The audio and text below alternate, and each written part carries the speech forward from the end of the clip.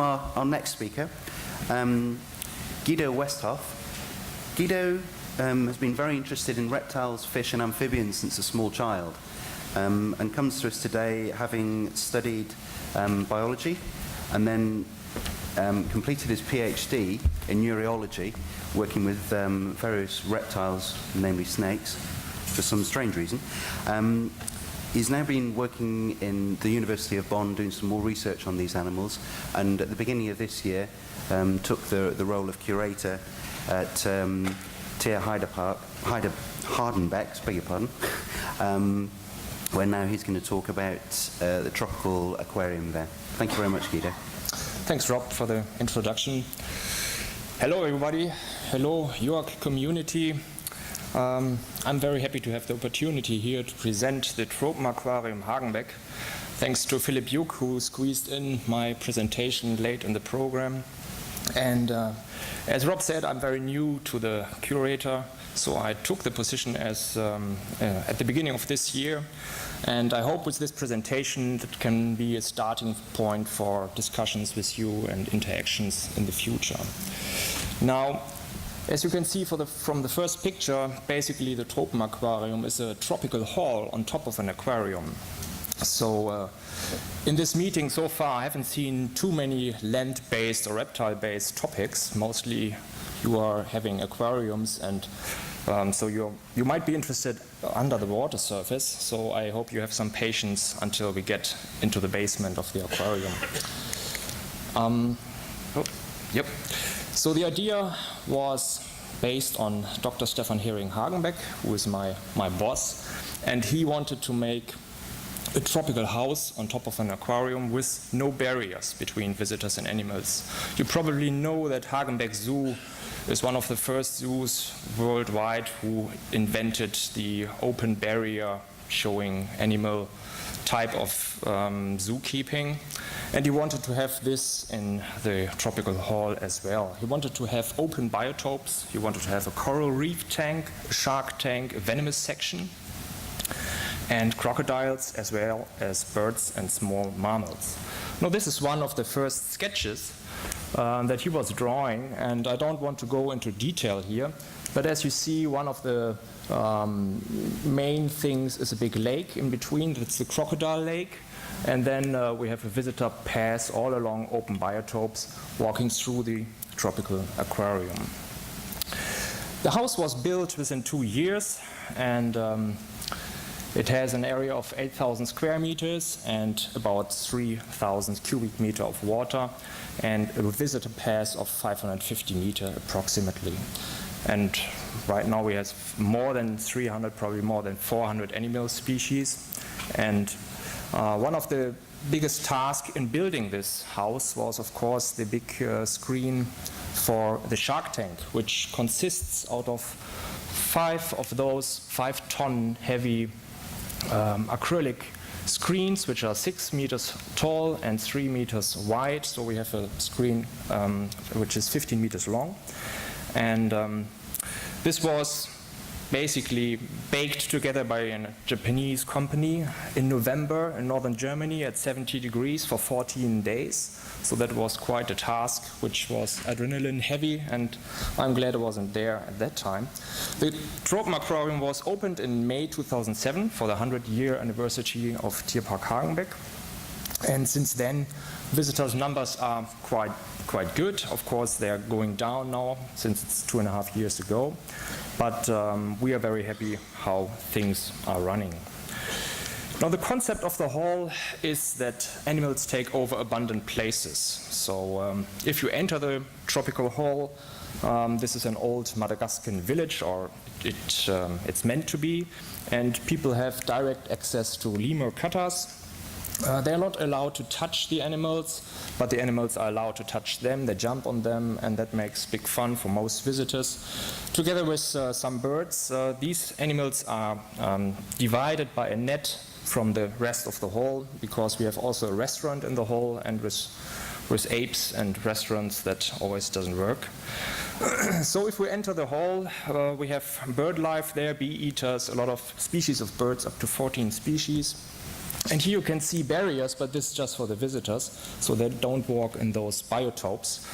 The hall is 8 to 10 meters high, and I will elaborate later on the climate problems that poses, because we want to show tropical reptiles which have to thermoregulate.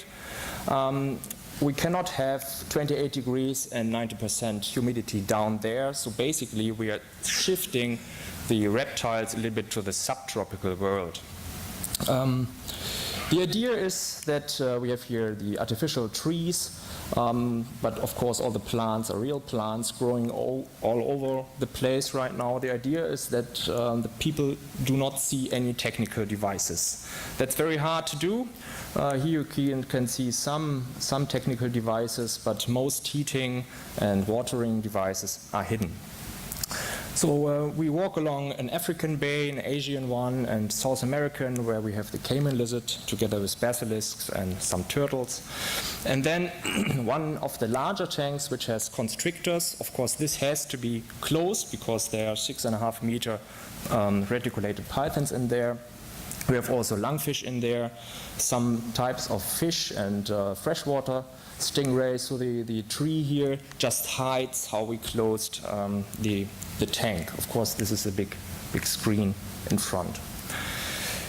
Finding the animals without barriers is often an interesting thing to observe how the visitors do it. So here they can see a chameleon just in front of them. Of course, they look always down. They are not used to really look in every height for the animals.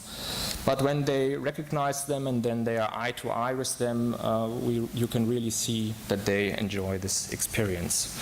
One of the most tricky biotopes was the rock hyraxes, which you can see here. For the first 6 months, they were all hidden under those stones, and it was the most boring area we had there. And of course, now they are coming out. They are breeding there regularly. We have African fish down here and some reptiles that naturally live together with the rock hyraxes in Africa. And we are glad they're not jumping out. So actually, they could jump from here over there, but until now, they still didn't do it.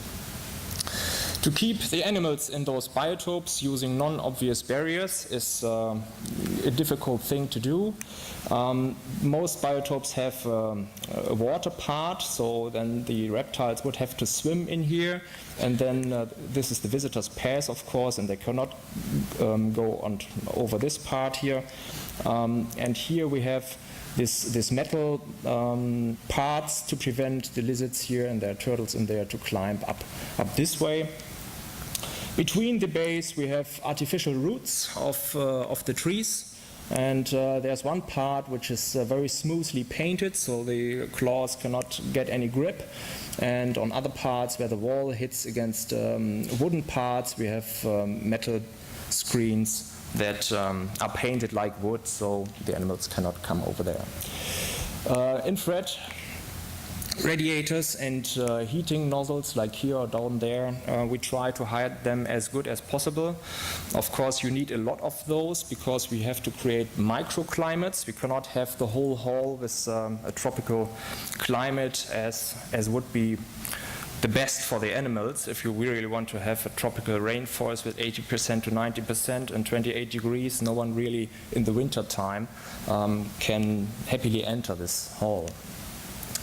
We have an UV translucent double wall foil on the roof, and this gives you an impression of the whole hall. The main part is that you are going all along different heights here, and you have different views.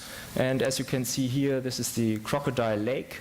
We have installed some devices so the crocodiles cannot jump from the lake to snatch up the little babies that parents hold over the water. So far that works quite well, but I'm honest if I'm saying that this is one critical part which I'm having a keen eye on. This is another view. You can see the island here. The whole crocodile area is 350 square meters, and it has 400 cubic meter of water. We have 1.3 Nile crocodiles, which are now 3.5 meters long. We make show feedings 3 times a week, just feeding some fish, and the visitors enjoy the snapping of the jaws and the action in the water because they always think the crocodiles are dead, and while feeding they realize they're not dead. Every 2 weeks we get them onto the beaches and cut off the beaches from the water so we can maintain the water skimmers and the screens and stuff like this. The underwater viewing area, you can see we have thousands of Malawi cichlids, and many times you can see the crocodiles diving and swimming, so from underneath and from above you can see our crocodiles. Yeah, of course they are mating now. They are 14 to 15 years old. No one wants to breed Nile crocodiles because you don't get rid of them, and I wouldn't know where to raise Nile crocodiles up to a size of 2 meters before I can then introduce them into the sea. But this summer, one of the females was guarding some place here. This is a very boring picture at first sight, but we thought, well, maybe she laid some eggs, but there's only 30 centimeters of sand. We said, well, it can't be really happening there. But we didn't get her off. She was very aggressive, and then we found this pit one morning and little eggshells here, and we had 2 Nile crocodiles made it into the lake. So as I said, we cannot raise them in the quarantine, so we just left them in, and after 2 weeks we did not find them anymore. So that was the solving of that problem, but that's of course very problematic. We could have at the next time have 40 little babies in this lake, and then we don't know what to do. We are passing through a cave section, which I don't want to go into detail. It's very difficult to have open biotopes and caves and present animals that are really interesting to see and to find. And then in the venomous section, we have 3 tanks. These are the only tanks which are really closed, like the constrictor tank. We have a large king cobra, which is 4.5 meters long, a real handful, which is in an Asian bay. And you see these anthropogenic type parts in these tanks. Here we have green mamba, 6 of them, and 2 gaboon vipers on the floor. This is the most dangerous tank for the keepers to work with. We have rattlesnakes and some lizards, but I don't want to show you every single tank. Then we are entering the underwater world. We have altogether 24 tanks, 10 of which are several cubic meters large, up to 1,800 cubic meters. This is the 10-meter long coral tank with 56 cubic meters. And you can see these tubes here where the current is changing from one tube to the next every minute. So we are changing the current all the time within the whole tank. Many of the corals which really start to grow nicely now are from the old troparium from Uwe Richter. And you can see the large tridacna here, which are like this size and are from Uwe Richter, who had them for 20 to 25 years already. But we also got a lot of corals from other institutes, for example, this Mirulina here from Max Janse, Burger Zoo. And the lights, we don't have much space above this tank. The lights are it's 20 kilowatts altogether installed on this rack that can be lowered for changing the lights, but also for changing the intensity of the light in the tank. The Amazon tank is 12 meters long and has 27 cubic meters. We have only small swarm fish in there, the typical fish that everyone knows from the aquarium in the living room, and the visitors really like to have this to see, oh, this fish, I know it from my living room, and they have this sensation of, they know every fish, but now it's on a really large scale, and we have the swarms really going from one end to the other end, so that's a nice thematic biotope tank.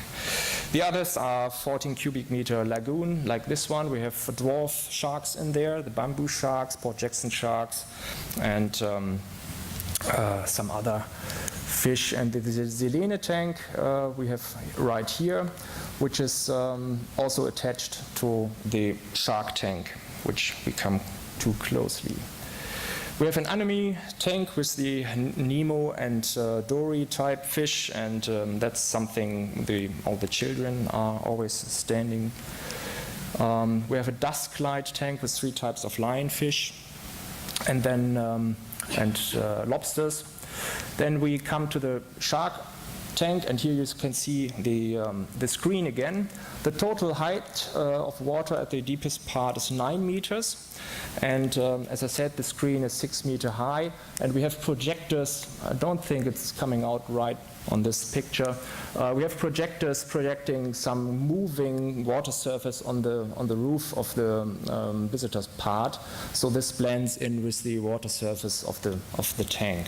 We have 4 types of sharks in there: black-tipped reef shark, gray reef sharks, leopard sharks, and 1 zebra shark.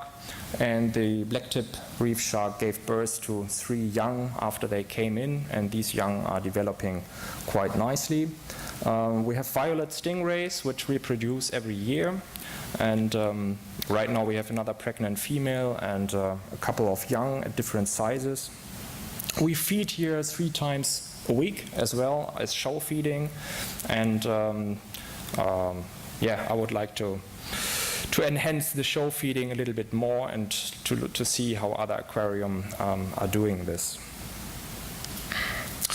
The Shark Tank Circus is based on 1 sand filter, which has a capacity of 160 cubic per hour. We have 3 biofilters and 2 protein skimmers, in ozone, of course, and UV. A current pump which is moving 2,000 cubic meter per hour to give a current for the sharks. We're changing the water about 10 to 15% per month in our tanks. The development of water quality is quite nice, so we have a decrease. So this is the time base here from the beginning of the phosphate, an increase of the silicate. The ammonium was going up at first, of course, but then going down nicely, and the nitrate is going up now. It's about 16 right now, 15.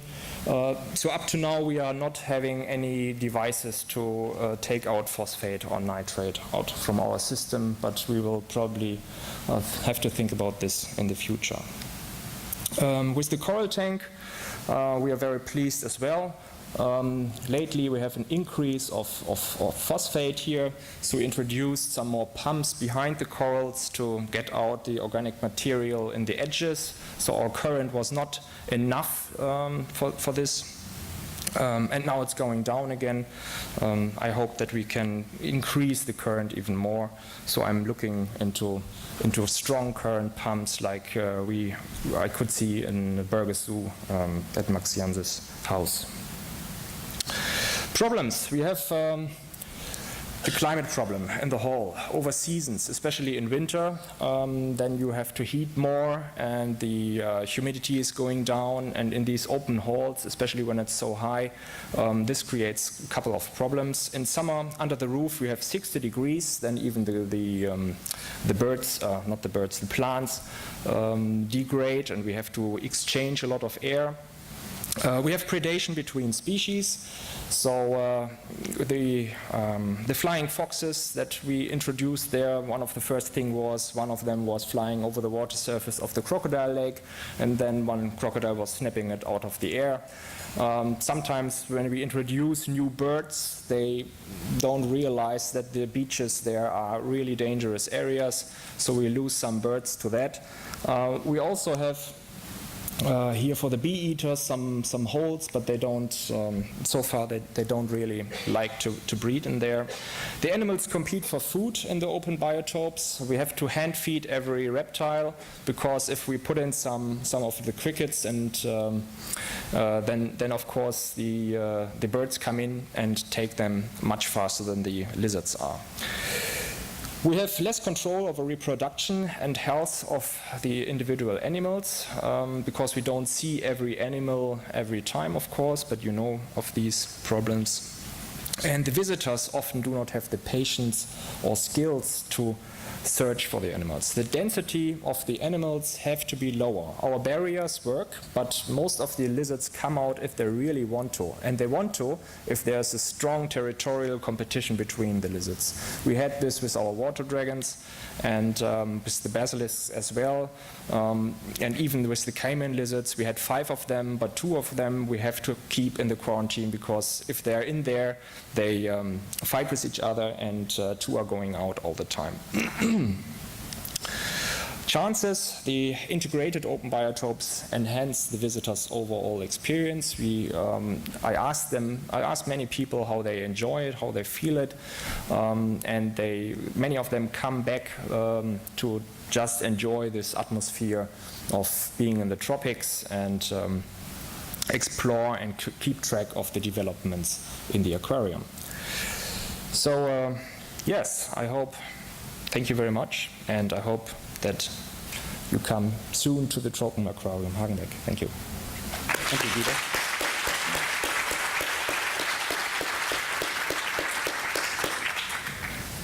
Thank you very much. Does anybody have any questions for Guido?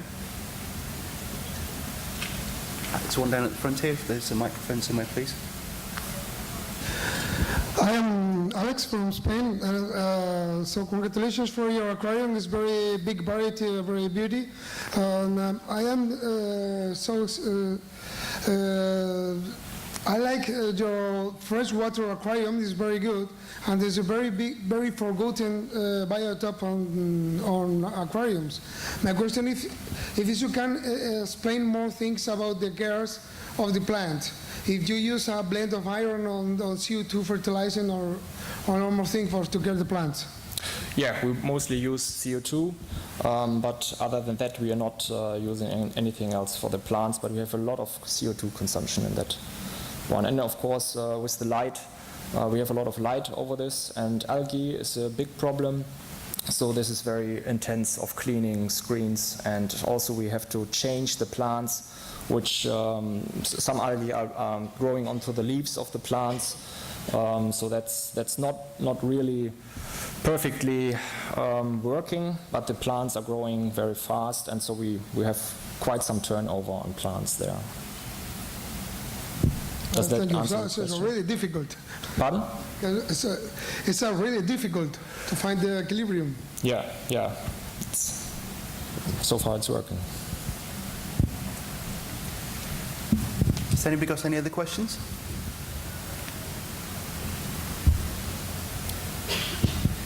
Guido, thank you very much. It looks like you have a challenge ahead, a great opportunity. Thanks very much again.